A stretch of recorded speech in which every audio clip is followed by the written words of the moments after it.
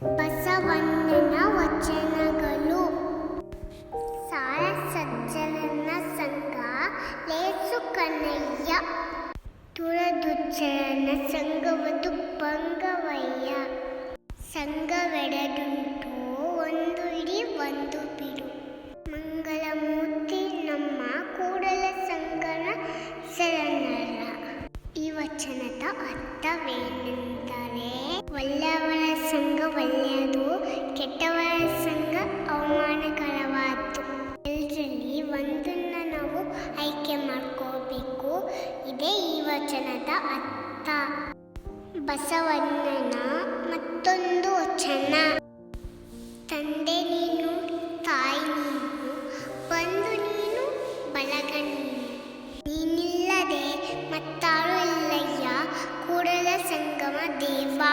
ಹಾಲಲ್ಲದ್ದು ನೀರಲ್ಲದ್ದು. ಈ ವಚನದಲ್ಲಿ ಕೂಡಲ ಸಂಗಮ ದೇವನ್ನ ಭಕ್ತಿ ತೋರಿಸಿದ್ದಾರೆ.